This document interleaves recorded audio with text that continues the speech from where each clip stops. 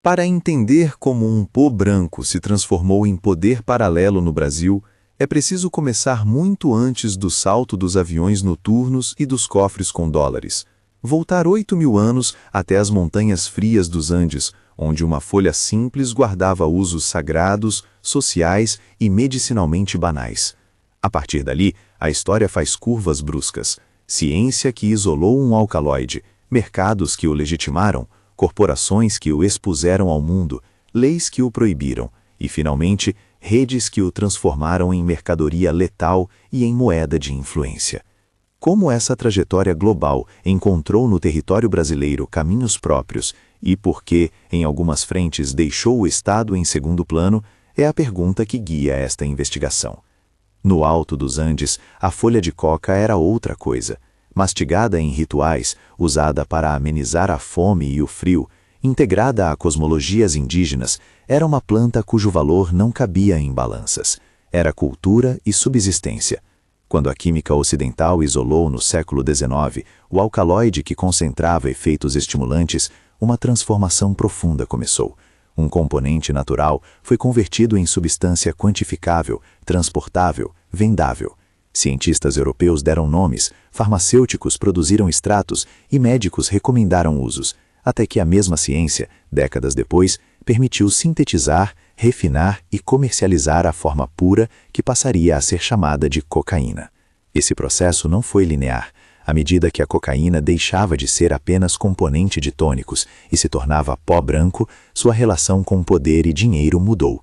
No início do século XX, produtos que a continham conviviam com a modernidade, bebidas, remédios, estudos médicos. Mas a criminalização, impulsionada por medos sociais, pressões políticas e raciais e uma nova arquitetura de proibicionismo internacional, empurrou o mercado para a clandestinidade. Onde havia ciência e comércio legal, nasceu uma economia proibida, e a proibição, paradoxalmente, criou o terreno para a formação de empreendimentos criminais extremamente lucrativos.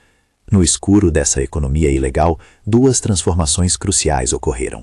A primeira foi tecnológica e organizacional. A produção de cocaína deixou de ser artesanal em pequenos currais para se transformar em operações industrializadas, grandes instalações, processos de refino em escala, logística internacional e redes de distribuição. A segunda foi política. O tráfico deixou de ser apenas um negócio, tornou-se instrumento de poder, capaz de cooptar soldados, policiais, juízes e políticos, de aliciar comunidades e de financiar milícias que ofereciam segurança e serviços onde o Estado era frágil. O resultado foi uma indústria do crime que se comportava, em muitos sentidos, como corporações transnacionais, com práticas de gestão, estratégias financeiras e capacidade de penetração no mercado legal. A história dos grandes cartéis latino-americanos demonstra bem essa metamorfose. Nas décadas finais do século XX, cartéis colombianos, com modelos tão distintos quanto brutais, colonizaram mercados e rotas. Uns construíram impérios de violência direta, a bala e a intimidação. Outros economizaram sangue e investiram em corrupção, subornos e inserção econômica. A resposta repressiva internacional, sobretudo dos Estados Unidos, acelerou dinâmicas que transformaram o mapa do tráfico. Leis mais duras, políticas de erradicação, demandas por cooperação policial e, no limiar desses esforços, a emergência de atores que migraram e reconfiguraram rotas. Quando o centro de gravidade do fluxo se deslocou, novos pontos de embarque, trânsito e consumo ganharam importância. O México foi um desses pivôs, desenvolvendo uma logística de transporte que ligava produtoras sul-americanas aos mercados do norte. A transição para atores mexicanos também trouxe outro componente, a militarização do crime, o aparecimento de organizações com estrutura paramilitar e a disputa aberta por territórios. Em paralelo, modelos mais corporativos demonstraram ser igualmente poderosos. Lavagem de dinheiro sofisticada, infiltração em setores legítimos da economia e realização de negócios em múltiplas jurisdições. Isso significa que o tráfico global sempre foi uma mistura de violência explícita e de penetração oculta nas estruturas financeiras e sociais. Como o Brasil entrou nesse mapa?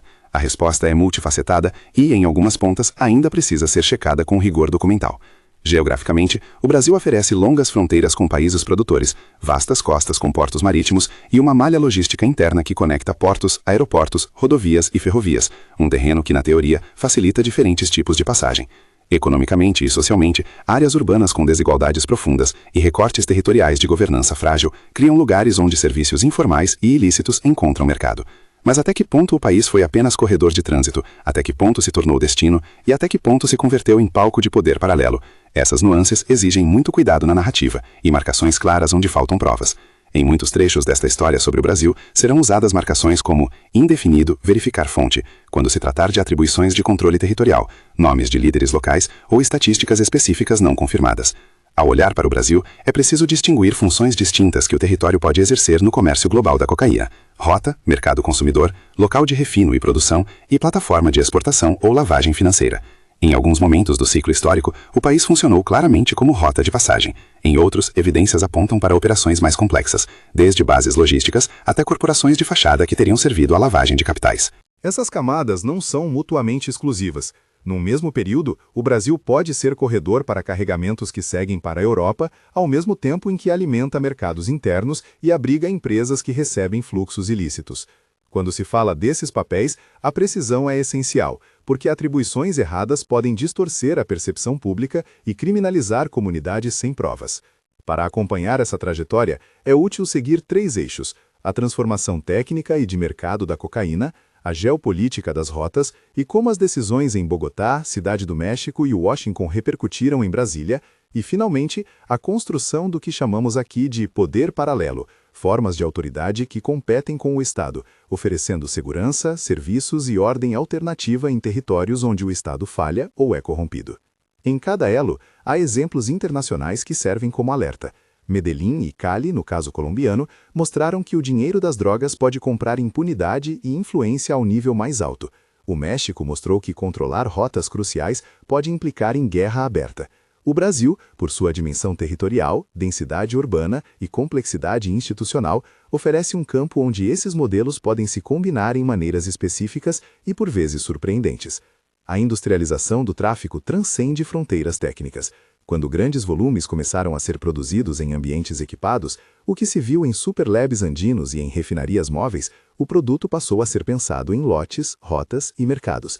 Isso exigiu investimentos vultosos: aviões, embarcações, contêineres, redes de fachada para movimentar dinheiro e serviços para proteger consignações. Em muitos casos, a criminalidade moderna assumiu traços empresariais: divisão de responsabilidades, gestão de risco, diversificação de portfólio e busca por legitimidade econômica. Não é exagero dizer que, em algumas circunstâncias, o tráfico aprendeu com o setor empresarial e também se aproveitou das fraquezas do Estado para expandir sua atuação. O Brasil, por sua dimensão e por apresentar pontos de contato com essa economia, começou a aparecer em vários mapas internacionais, como porto de saída e entrada, como mercado em crescimento e como espaço onde capital ilícito encontrava investimento. Investigações jornalísticas e relatórios internacionais notaram ao longo das últimas décadas sinais de que redes transnacionais passaram a usar o país para operações que iam além do simples trânsito.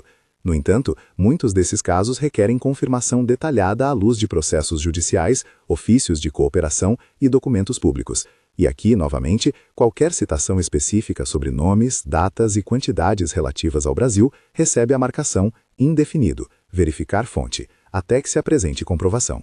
Existe ainda uma dimensão menos técnica e mais política: a penetração do dinheiro do tráfico na economia formal e nas estruturas sociais.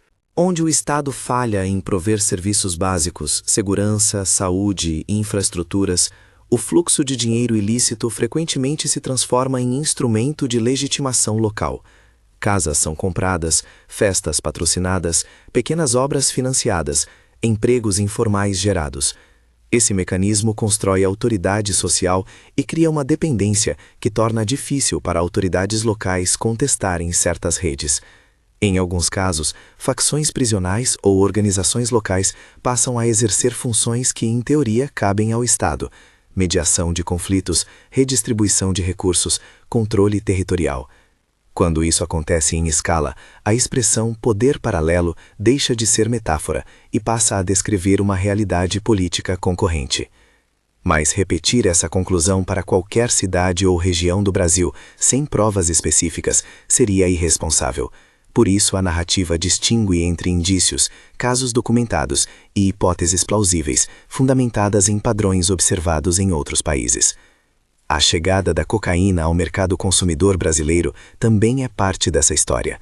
Nos grandes centros urbanos, a droga encontrou uma base de demanda que variou ao longo do tempo, influenciada por transformações econômicas, culturais e pela própria política de repressão em outros países. A criminalização massiva e as políticas punitivas em países como os Estados Unidos tiveram efeitos colaterais complexos. Deslocaram mercados, promoveram formas mais baratas e letais de consumo, como o crack nos anos 1980 e 1990, e alimentaram um sistema prisional que, em muitos casos, se transformou em reduto de organização criminal.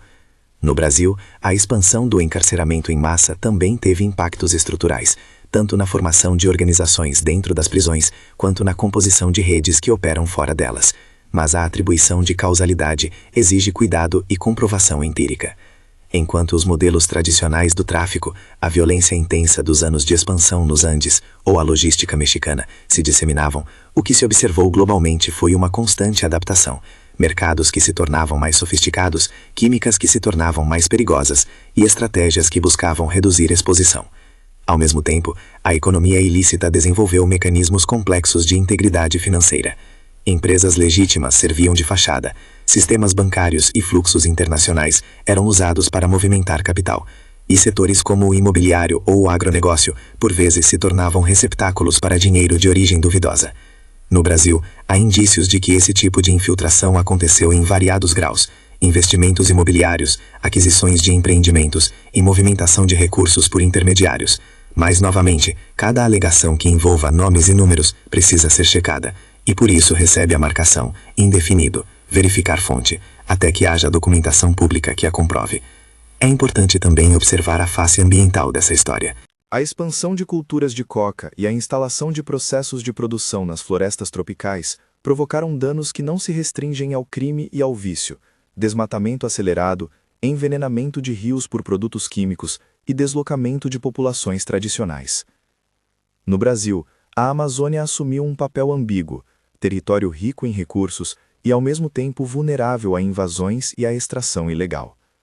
Relatórios de organizações ambientais e de organismos internacionais apontam para um vínculo entre atividades ilícitas e degradação ambiental, um ciclo perverso em que o lucro imediato do crime alimenta a destruição de ecossistemas que sustentam modos de vida ancestrais. Essas consequências ambientais, quando correlacionadas com o tráfico de insumos ou com a conversão de terrenos para usos ilícitos, são parte essencial da conta que a sociedade precisa fazer. Ao fim deste panorama inicial, algumas perguntas urgentes emergem. De que forma o Brasil foi cooptado por esse ciclo internacional? Quais atores locais se beneficiaram ou se organizaram para tirar vantagem desse fluxo? Em que medidas o Estado respondeu com políticas que reduziram a vulnerabilidade e em que medida suas respostas agravaram a situação? Existem indícios de que, em localidades específicas, o poder paralelo se enraizou a ponto de disputar a autoridade estatal de forma contínua. E, se isso ocorreu, quais foram os mecanismos concretos, econômicos, sociais, políticos, que permitiram essa transição de simples atuação ilícita para governança paralela? Responder a essas perguntas exige mais do que generalidades, requer mergulho em processos judiciais, inquéritos, reportagens investigativas, relatórios de órgãos internacionais e estudos acadêmicos.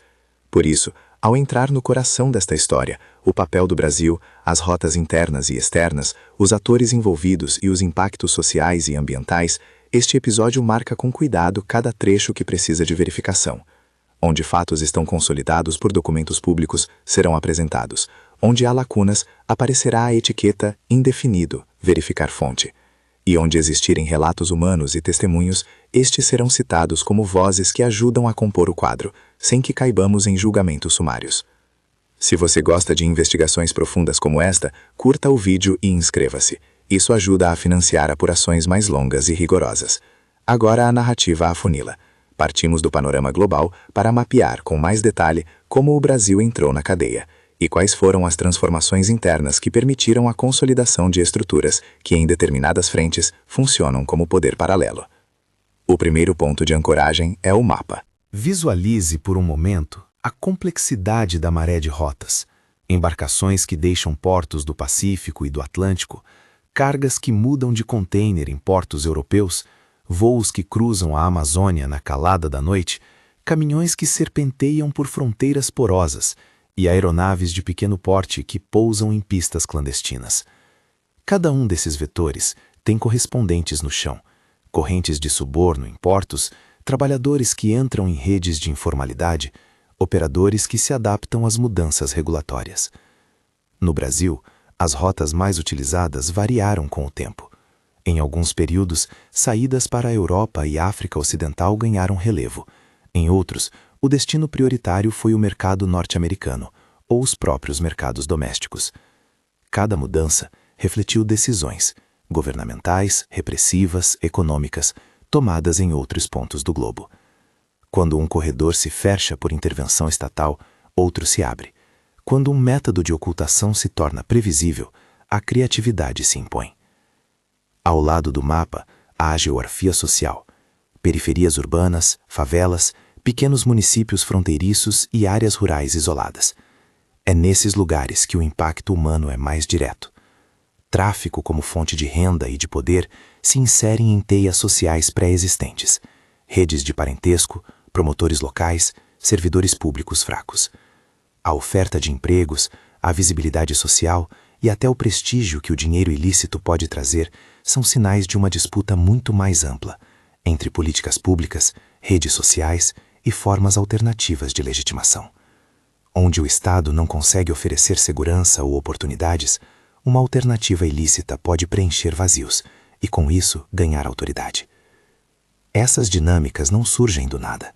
Há elementos transacionais que pavimentam o caminho, corrupção endêmica em escalas variadas, a utilização de empresas de fachada e de setores vulneráveis à lavagem de dinheiro e, não menos importante, a captura de símbolos de legitimidade.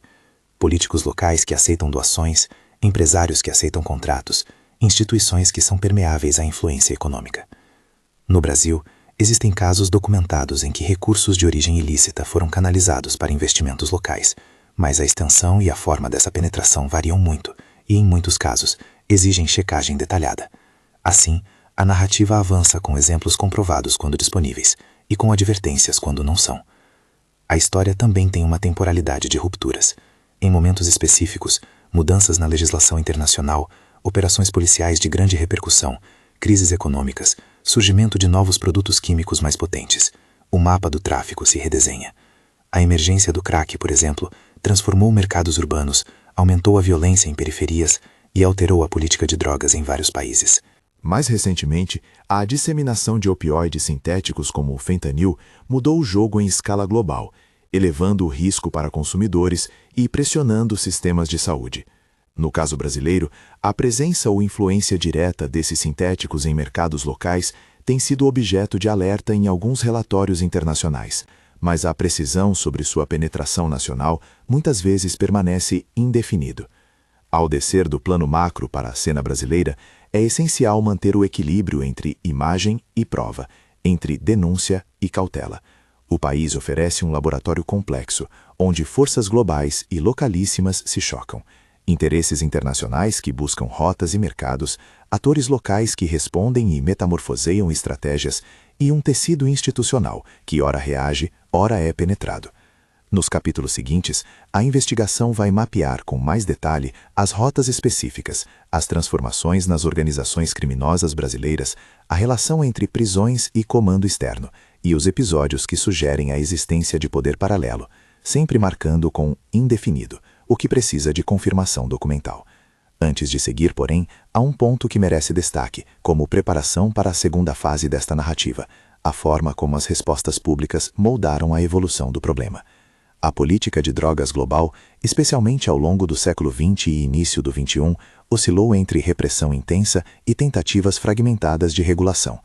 A lógica punitiva, prisões em massa, operações militares e políticas de erradicação frequentemente produziu consequências não intencionais, expansão do mercado clandestino, fortalecimento de cadeias criminais e sobrecarga do sistema prisional.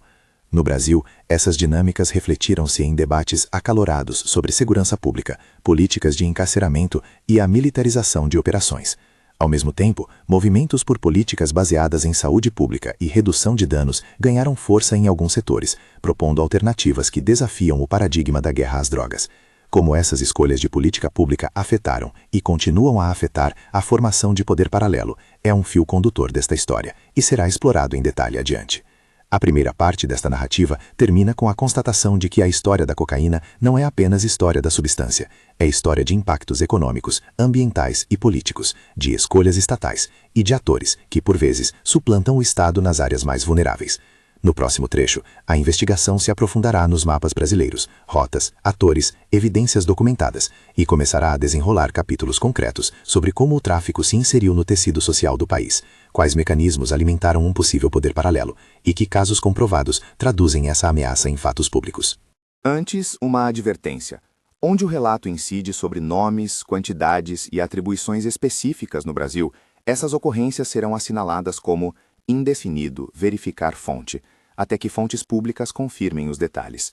A busca será por precisão e responsabilidade, porque a gravidade do tema exige ambas. O mapa que agora se desenha sobre a mesa é menos um desenho estático e mais um organismo em mutação, rotas que se abrem e se fecham, pontos de estrangulamento que viram nós de negociação e territórios que ora são atravessados por cargas, ora são transformados em bases logísticas. No Brasil, essa malha tem características próprias.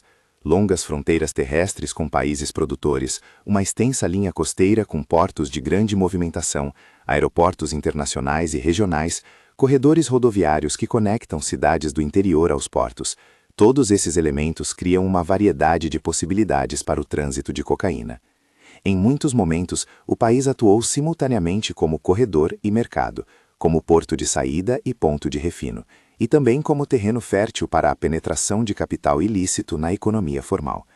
Onde cada uma dessas funções se manifestou com maior intensidade, porém, é questão que exige prova documental caso a caso. Marcações que, quando não confirmadas, aparecem aqui como indefinido, verificar fonte.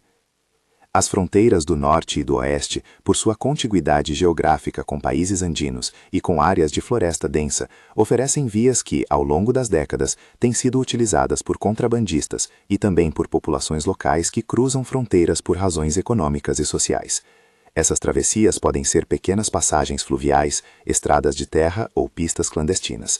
Em momentos de pressão sobre corredores tradicionais, vimos relatos internacionais apontando para um aumento do uso de rotas que contornam controles, deslocando mercadorias por caminhos menos vigiados. No litoral, portos de grande porte com grande volume de containers e estruturas de logística complexas foram, na prática mundial, pontos que o crime transnacional tende a explorar, em especial quando há fragmentação na fiscalização aduaneira e na gestão portuária. Em trechos urbanos, a densidade populacional e a existência de mercados consumidores facilitaram a adaptação do produto a cadeias de distribuição internas. Mas transformar essa hipótese em afirmação sobre locais específicos do Brasil exige documentação que, na narrativa que você assiste agora, será indicada quando ausente. Indefinido, verificar fonte. A logística do tráfico não é apenas física, é também institucional e financeira. Cargas que atravessam um porto envolvem atores legais, operadores portuários, despachantes, transportadoras, cujo papel pode ser explorado por redes ilícitas sem necessidade de cooptação massiva. Empresas de fachada, declarações aduaneiras falsas, contêineres adulterados são instrumentos repetidos no repertório global de ocultação econômica. No caso brasileiro, investigações e operações policiais chegaram a mapear esquemas complexos de ocultação de carga e de lavagem de dinheiro que se utilizam de setores como o imobiliário, o comércio exterior e alguns ramos do agronegócio. Todavia, cada caso que atribui participação direta de setores específicos requer checagem em processos e documentos públicos. Por isso, sempre que uma relação concreta entre empresas e capital ilícito for mencionada, ela aparece com a etiqueta indefinido verificar fonte, até que exista sentença, inquérito ou investigação jornalística robusta que ateste a ligação. A dimensão prisional da história merece capítulo próprio. Em muitos países latino-americanos, prisões superlotadas e mal equipadas tornaram-se incubadoras de organização criminal. No Brasil, o fenômeno da formação e da expansão de facções que operam dentro e fora das prisões é amplamente discutido em estudos e reportagens. Presídios que funcionam como centros de comando, capazes de coordenar operações externas por meio de celulares e redes de contatos, criam uma nova geografia do poder, chefes atrás das grades e operadores na rua. A relação entre encarceramento em massa e fortalecimento de redes criminosas é complexa e bidirecional. O sistema prisional, por um lado, tenta conter o problema. Por outro, em muitos cenários, concede às organizações uma plataforma de articulação e legitimidade.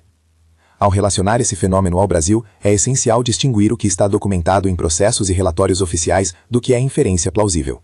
Assim, quando se aponta que certas facções exerceram controle territorial ou dirigiram operações nacionais, essa afirmação será acompanhada, quando necessário, pela nota indefinido verificar fonte. O conceito de poder paralelo torna-se concreto quando o dinheiro ilícito deixa de ser apenas meio de lucro e se transforma em ferramenta de governança local. Esse processo tem etapas recorrentes. Primeiro, a infiltração financeira, compra de imóveis, financiamento de pequenos negócios, oferta de crédito informal. Em seguida, a presença social, patrocínio de festas, auxílio a famílias, pagamento de enterros e festas de casamento.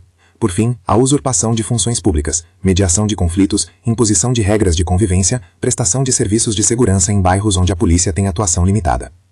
Em locais onde a relação entre poder do Estado e legitimidade social é frágil, esses elementos criam dependência. A população, diante de serviços imediatos prestados por atores ilegais, pode passar a considerar essas redes como provedores de soluções, ainda que momentâneas e precárias. No Brasil, existem relatos que descrevem esse ciclo em comunidades específicas, mas a extensão e a natureza institucional dessa governança paralela variam muito entre regiões e demandam confirmação documental para cada alegação, indefinido, verificar fonte. Corrupção é a engrenagem que muitas vezes viabiliza esse processo. Suborno a agentes de segurança, a funcionários portuários, a autoridades locais e a políticos cria uma zona de impunidade relativa. Mas a corrupção não é apenas pagamento em dinheiro, é também troca de favores, promessas de empregos e inserção de agregados em cadeias de serviços. Em escala maior, o dinheiro ilícito busca legitimação por meio de investimentos que pareçam legais, compra de empresas, participação em licitações por meio de laranjas, doações a campanhas. O Brasil, por sua economia diversificada e por uma área urbana e rural vasta, oferece múltiplas oportunidades para esse tipo de integração entre o mundo legal e o ilegal. Ainda assim, afirmar que um setor ou um grupo capturou a economia em determinada localidade exige documentos públicos, registros de imóveis, decisões judiciais, investigações que comprovem origem ilícita e, na ausência desses documentos, a narrativa assinala, indefinido, verificar fonte. Para entender o poder paralelo em operação, é útil olhar para experiências comparadas. Na Colômbia das décadas de 1980 e 1990, o dinheiro do tráfico chegou a comprar impunidade ao ponto de corromper magistrados e funcionários de alto escalão. Na parte mexicana, a disputa por rotas levou à militarização e a guerras internas que fragilizaram o tecido social. Essas experiências não se repetem automaticamente no Brasil, mas mostram quais direções perigosas as coisas podem tomar. Em muitos casos, a opção por violência direta ou por corrupção sistêmica depende de fatores locais, capacidade repressiva do Estado, presença de organizações armadas, força das instituições judiciais e existência de mercados lucrativos de lavagem de capitais. O Brasil, por suas especificidades institucionais, pode ver uma combinação dessas dinâmicas, violência em certas fronteiras e infiltração econômica em centros urbanos, e é isso que a investigação busca mapear com cuidado. Os impactos ambientais proporcionam uma das faces mais visíveis e mensuráveis do custo do tráfico. Quando áreas florestais são convertidas para cultivos ilícitos ou para a instalação de laboratórios e pistas clandestinas, o resultado é perda de cobertura vegetal, erosão do solo, contaminação de corpos d'água por solventes e outros subprodutos e deslocamento de populações tradicionais. Estudos publicados por organizações ambientais e por organismos internacionais correlacionam atividades ilícitas com desmatamento localizado em áreas de fronteira e em zonas de pouca presença estatal. No Brasil, análises apontam que certas frentes de desmatamento acelerado coincidem com atividades ilegais, que incluem, entre outras, extração de madeira, mineração e, em casos relatados, cultivos ligados a economias clandestinas. Para cada alegação que liga diretamente à produção de insumos ou à instalação de refinarias a locais específicos, a narrativa pede confirmação documental, e quando essa confirmação não existe no arquivo deste roteiro, a marcação, indefinido, verificar fonte, acompanha a afirmação. O envenenamento ambiental tem consequências humanas duradouras. Rios contaminados privam comunidades da pesca. Solos tóxicos reduzem a produtividade agrícola e áreas queimadas alteram padrões climáticos locais. Essas externalidades atingem os mais vulneráveis, populações ribeirinhas, povos indígenas e pequenos agricultores que dependem diretamente do meio ambiente para sobreviver. O custo econômico imediato do lucro do crime se transforma, assim, em prejuízo comunitário de longo prazo. Estratégias de remediação ambiental são caras e complexas. Exige-se monitoramento de águas e solos, políticas de recuperação e programas de substituição de renda para comunidades afetadas. No plano político, a destruição ambiental pode reduzir ainda mais a capacidade do Estado de se fazer presente e, por consequência, ampliar o terreno em que atores paralelos podem operar. A dinâmica da demanda também merece atenção. Em sociedades onde o consumo de drogas se alimenta de desigualdades, precariedade e exclusão social, a resposta exclusivamente punitiva frequentemente falha em reduzir a demanda e pode até exacerbar o ciclo de violência e encarceramento. A chegada do crack nos Estados Unidos e em vários centros urbanos brasileiros alterou padrões de consumo e de violência, criando novas urgências para políticas de saúde pública. Da mesma forma, o advento de opioides sintéticos em escala global, com o fentanil como principal exemplo, elevou o risco de overdose e colocou sistemas de saúde sob pressão. No Brasil, a presença de fentanil e de outros sintéticos no mercado interno tem sido objeto de alertas internacionais e de investigações. Contudo, a intensidade e a extensão dessa presença no mercado brasileiro frequentemente permanecem indefinido verificar fonte, quando não há laudos toxicológicos públicos ou relatórios oficiais que a quantifiquem. O que se sabe, de forma geral, é que mercados em transformação tendem a adaptar produtos e estratégias de mistura para maximizar lucro e reduzir custos, e que essas mudanças têm efeitos devastadores sobre consumidores despreparados para lidar com drogas mais potentes. A resposta estatal ao problema da cocaína no Brasil tem os contornos da ambivalência.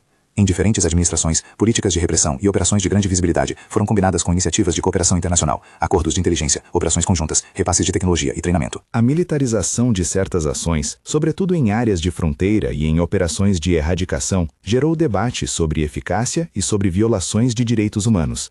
Ao mesmo tempo, programas de redução de danos, de atenção a dependentes e de fortalecimento de instituições judiciais e fiscais foram propostos e, em alguns casos, implementados. O balanço entre essas estratégias é tema de intenso debate entre especialistas. Para uns, a ênfase na repressão é inevitável. Para outros, a falta de políticas de saúde pública e de desenvolvimento social amplia a demanda e cria espaço para o crime. Em cada afirmação sobre operações e seus resultados no Brasil, o roteiro indica a necessidade de apoio documental. Relatórios de operações, dados de apreensões e avaliações de impacto devem ser consultados para confirmar impactos e tendências no terreno. A infiltração financeira, mencionada antes, merece um olhar mais técnico, mas sem entrar em instruções operacionais. O dinheiro do tráfico precisa ser transformado em ativos aparentemente legais. Para isso, redes utilizam triangulações de comércio exterior, empresas de fachada, contratos fictícios e investimentos imobiliários. O setor agroindustrial, dada sua escala e a mobilidade de capitais, pode ser especialmente vulnerável quando faltam controles robustos. No Brasil, casos jornalísticos e relatórios de organismos de controle apontaram para estratégias de lavagem de capitais que utilizaram negócios rurais e empresas de logística, entre outros setores. Novamente, ao citar exemplos específicos, este roteiro marca onde a atribuição exige confirmação documental e judicial. O aspecto humano desta história não pode ser reduzido a estatísticas. Vidas foram quebradas, filhos que perderam pais, mães que enterraram filhas e filhos, comunidades assoladas por violência e medo. Testemunhos de moradores que descrevem rotinas de intimidação, de famílias que dependem de rendimentos informais ligados ao tráfico, e de agentes públicos que relatam ameaças e pressões, evidenciam o lado cotidiano do poder paralelo. Esses relatos, quando publicados por veículos independentes ou registrados em inquéritos públicos, são peças cruciais para traçar o impacto social. Neste roteiro, quando depoimentos concretos são citados, eles são apresentados como vozes que ajudam a compor o quadro e, sempre que possível, vinculados a fontes jornalísticas, relatórios de ONGs ou documentos oficiais. Alguns episódios, em diferentes regiões do Brasil, sugerem situações onde a autoridade estatal foi contestada por atores ilícitos. Casos de prisões que revelaram coordenações externas, operações que desvendaram redes de corrupção envolvendo servidores públicos, apreensões que desnudaram esquemas de ocultação de carga. Todos esses são capítulos que compõem o arquivo da investigação. Cada episódio é avaliado quanto à solidez documental, sentença judicial, inquérito formal, reportagem investigativa com documentos ou declarações oficiais. Quando qualquer elemento carece desse respaldo, aparece a etiqueta indefinido verificar fonte. Essa marcação não é evasão, é um compromisso com o método jornalístico. Denunciar sem provas é perigoso. Demandar confirmação é a única forma de construir uma narrativa sólida e responsável. Há também um aspecto de cultura política que alimenta a persistência do problema. Narrativas midiáticas que simplificam, que culpam unicamente os mais pobres, ou que romantizam a figura do traficante, acabam por moldar políticas que falham em atacar as raízes da demanda e da vulnerabilidade institucional. A estigmatização de usuários, por exemplo, dificulta políticas de redução de danos. A demonização sem análise das causas sociais impede intervenções estruturantes. No limite, políticas públicas curtas e reativas criam ciclos de resposta que não desarticulam as redes. A discussão pública brasileira, ao longo do tempo, oscilou entre o punitivismo e propostas mais integradas, e essa oscilação impactou a forma como o problema evoluiu nas ruas e nas fronteiras. Uma questão emergente no cenário global é a dificuldade de prever as transformações químicas do mercado. A capacidade de produtores e distribuidores de experimentar com misturas, adulterantes e sintéticos cria um desafio para sistemas de saúde e para as estratégias de controle. Se por um lado, a cocaína tradicional já representou enorme dano social, por outro, a mistura com substâncias potentes, mesmo em quantidades pequenas, pode aumentar substancialmente o risco de letalidade. No Brasil, relatos avulsos e alertas internacionais apontaram para possíveis incursões de sintéticos em mercados locais, mas a extensão desse fenômeno requer laudos laboratoriais e relatórios oficiais. Indefinido, verificar fonte. A prudência exige que políticas públicas contemplem simultaneamente vigilância laboratorial, formação de profissionais de saúde e estratégias de redução de danos para mitigar riscos potenciais. Se há um fio que atravessa toda essa história, é a interdependência entre demanda, lucro e fragilidade institucional. Enquanto houver mercado consumidor com poder aquisitivo, enquanto houver instituições permeáveis à corrupção, e enquanto comunidades tiverem poucas alternativas econômicas, a economia ilícita encontrará terreno fértil. Por isso, as soluções requerem um pacote amplo: fortalecimento de órgãos de controle, políticas sociais que reduzam desigualdades, ações ambientais que protejam territórios vulneráveis, programas de saúde pública que tratem dependência como questão de saúde e não só de ordem pública, e cooperação internacional que não se limite a operações debaixo de sigilo, mas que promova transparência e responsabilização. Isso não significa que a repressão deixe de ser necessária. A captura de redes, a apreensão de cargas e a prisão de líderes são componentes imprescindíveis da resposta. O problema é que a repressão isolada, sem políticas complementares, pode deslocar o problema, aumentar a violência e fortalecer formas de poder paralelo, quando não existe alternativa legítima de governança. Em termos práticos, operações policiais precisam ser acompanhadas de medidas de proteção a comunidades, programas de reinserção e mecanismos que impeçam a captura de rendas por novas estruturas criminosas. No horizonte, alternativas como descriminalização parcial do uso, expansão de programas de redução de danos e políticas de controle da oferta com foco em inteligência financeira e desmonte de estruturas de lavagem de dinheiro aparecem no debate como caminhos complementares. A experiência internacional mostra que reduzir a demanda por meio de intervenções sociais e de saúde pública tende a ser mais eficiente a médio e longo prazo do que depender exclusivamente da repressão. No Brasil, iniciativas locais de redução de danos e programas sociais bem avaliados podem servir como pontos de partida para políticas escaláveis, desde que combinados com investimentos em transparência, controle e fortalecimento do sistema judiciário. O futuro dessa história depende, em grande medida, de escolhas políticas. Uma política que reconheça a complexidade do fenômeno e que combine resposta judicial com políticas sociais e ambientais terá mais chance de reduzir o terreno do crime. Uma política que privilegie o espetáculo punitivo sem resultado social corre o risco de reforçar mecanismos de poder paralelo. Além disso, é imprescindível que a sociedade civil, o jornalismo investigativo, as universidades e organismos internacionais continuem a exercer vigilância, a produzir dados e a exigir accountability. Transparência e acesso a dados públicos sobre operações, apreensões, decisões judiciais e fluxos financeiros são condições para que a narrativa da cocaína deixe de ser apenas história de impunidade e passe a ser história de desmonte de estruturas ilícitas. Ao fechar este capítulo da investigação, algumas notas práticas de produção e verificação são necessárias. Toda menção a nomes de organizações, a quantidades apreendidas, a datas de operações e a indivíduos deverá ser cruzada com documentos públicos, sentenças, inquéritos, reportagens com documentos anexos ou relatórios de organismos internacionais. Onde tais documentos não estiverem disponíveis no arquivo dessa narrativa, as menções aparecem com indefinido, verificar fonte. Essa prática não diminui a gravidade do problema, ao contrário, protege a investigação da tentação de transformá-la em panfleto e preserva o direito à verdade factual. A história da cocaína no Brasil é, portanto, um espelho em que se refletem tendências globais e escolhas locais.